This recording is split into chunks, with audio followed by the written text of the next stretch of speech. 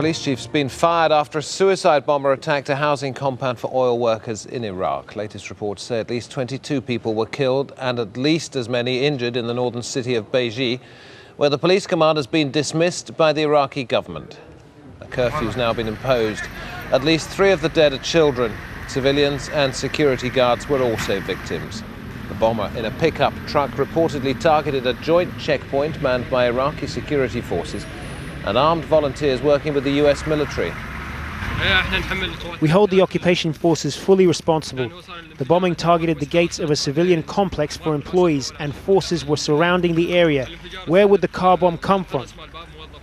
In Iraq, women are increasingly joining the fight with Sunni Muslim resistance groups. Female fighters have long been part of Shia and Kurdish militias. Now they're also playing a part in supporting Sunni fighters. Hoda Abd al-Hamid now reports with the third of her special stories on the Iraqi resistance. Women with weapons, not the traditional image of Iraqi fighters, but a growing phenomenon in a country where no one escapes the violence. Ammar started her career as a fighter with her now deceased son.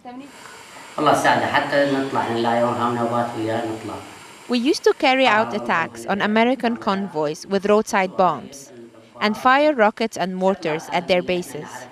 Depending on their range, we used to get close to the base. We had timed bombs. She's a veteran of the female branch of the Islamic Front for Resistance in Iraq, or Jama. This female cell is called Nusayba al-Ansariya, after a woman who devoted her life to protecting the Prophet Muhammad. As a pep talk, the local commander tells stories of Muslim women who defended their nation and says that in this case, there is no difference between men and women. The enemy doesn't make the difference between men and women. We're training them to handle all weapons so they can be like men. This is an addition to men. They can support them and even sometimes take their positions. This woman points to the fact that the enemy, the American military, has male and female soldiers, and so Iraqi women should also fight. When I see men fighting and sacrifice themselves for our land, I think that women should do the same, because the occupier didn't come to liberate us, he came to steal our richness. Women do play an active role within the resistance, monitoring US troop movements, detonating IEDs on convoys and launching rockets at bases. Ammar now takes care of her orphaned grandchildren. She continues her struggle against the occupation in the name of her son and hopes that one day her grandchildren will follow suit. Hoda Abd al-Hamid, Al-Jazeera. The Catholic leader in the Holy Land has again called for peace in the Middle East. The Palestinian president attended Mass in Bethlehem's Church of Nativity. Mahmoud Abbas currently holding talks with Israel, but expanding illegal Jewish settlements is a huge obstacle, as Shireen Tadros reports. Inside one of Christianity's oldest and holiest churches, the Latin patriarch prayed for calm in a place he described as a land of death and exclusion for too many of its residents. For those listening, it's a poignant message at a time when both Palestinian and Israeli leaders are promising peace but delivering little. Palestinian President Mahmoud Abbas restarted talks on final status issues with the Israelis after the Annapolis conference in the US last month. But after 2 rounds, nothing has been achieved. Abbas demanding illegal Jewish settlements end to give peace a chance. In every meeting, including the one we are holding now with the Israeli counterparts, the main topic is stopping the building of settlements. We demand that now. And these are the images that mar negotiations. 2 weeks ago, just as the first round of talks were getting underway, Israel released details of a proposed expansion of its settlement in Har Homa in occupied East Jerusalem. On Sunday, again on the eve of the next round of talks, the Israeli government drafted a proposal to allocate $25 million next year to expand illegal Jewish settlements. If the draft budget is passed on Wednesday, 750 new homes will be built in 2 settlements on occupied land. A meeting between the Israeli Prime Minister and the Palestinian President is scheduled for later this week, but the signs are not positive. The Israelis look set to continue expanding settlements. The Palestinians say this goes against the essence of the peace talks. As the new year is ushered in, the stumbling blocks of the past look set to continue stifling the future. Shireen Tadros, Al Jazeera. The chief Palestinian negotiator Saeb Erekat says he hopes that Israel won't ignore recent rebukes from Washington over settlement activity. Well, I think they said to us that they will not have new settlement activities, they will not confiscate new lands. This is the line we've been hearing since 1994. But they continue with the expansion. I really believe that the Americans should, and we appreciate the statements that came from Dr. Rice, 3 times actually, to say that this is undermining the peace process and undermining the trust. And we hope that when President Bush gets here, he makes sure to the Israelis that you cannot continue business as usual with the settlement activities. You must give peace a chance. You must stop all settlement activities, including natural growth, as specified in the first phase of the roadmap. These are your obligations emanating from the first phase of the roadmap. And the Americans now, after Annapolis, are the judge, are the ones who are supposed to tell the world who's doing and who's not doing. Christmas lights and festive decorations are on display in the West Bank town of Nablus, an achievement for the dwindling Christian community there.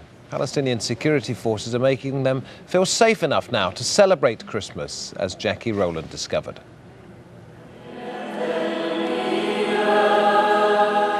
The night air is filled with the sound of carols.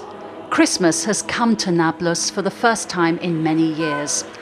The presence of Palestinian security forces on the streets has reassured the small Christian community and given them confidence to deck their churches with lights. There are only 800 Christians in Nablus. They're a tiny minority in a city which is being torn apart by fighting among Palestinian factions and shaken by frequent incursions by the Israeli army. But things have changed since the Palestinian security forces took back the streets 2 months ago. We hope that the general atmosphere will add on the Christmas time better opportunity for the people to live their feast, their Christmas in a quiet and comfortable time. The freedom to celebrate tastes sweet. The Sadeh family hasn't felt festive for the last few Christmases, but this year they're making up for it with food and decorations. The children in particular are looking forward to exchanging presents and seeing family and friends. Now it's safe. The authority is here and Palestinian authority is activating Nablus, so it's safe. Nobody can touch, nobody can thief, nobody can burn, nobody can destroy what we made. The Sadehs are still here, but many Christian families have left Nablus and other towns in the West Bank, even Bethlehem, the traditional birthplace of Jesus Christ. They've emigrated in search of a better life elsewhere. So Christians are relieved and happy that they can celebrate properly this year. But freedom of religion in itself is not enough to stop the flow of Christians leaving the country. Restoring security is a good start. Now people want to see an improvement in their living standards. And that doesn't depend only on the Palestinians. Israel will need to lift roadblocks and remove obstacles so that the economy will start to recover. Only then will Christians and other Palestinians believe that they have a future. Jackie Rowland, Al Jazeera, Nablus. People of Kenya are celebrating Christmas peacefully, but the spirit of goodwill may not last. Tension among the many tribes isn't far from the surface as people there prepare to vote in Kenya's most closely fought presidential election. 14 million people are eligible to vote in Thursday's poll, but passions have already been inflamed. As campaigning came to a close on Monday, police fired tear gas as rival political supporters clashed in the capital, Nairobi. Other small-scale incidents were reported elsewhere. As opposition groups accused the government of vote rigging, posters of President Mwai Kibaki were set on fire. He trails the opposition leader Raila Odinga in the tightest race in Kenya's history. As Andrew Simmons explained. Here in the centre of Nairobi, everything is peaceful, something of a contrast to very isolated incidents of resistance amongst some supporters in massive rallies yesterday at the close of polling. Now, Raila Odinga is ahead in the opinion polls. Now, he is almost well, he virtually is celebrating victory already, and that has led to some tensions in certain places. The Mwai Kibaki, the president, he is also insisting that he's convinced he will win. But at the center of all of this is tribalism.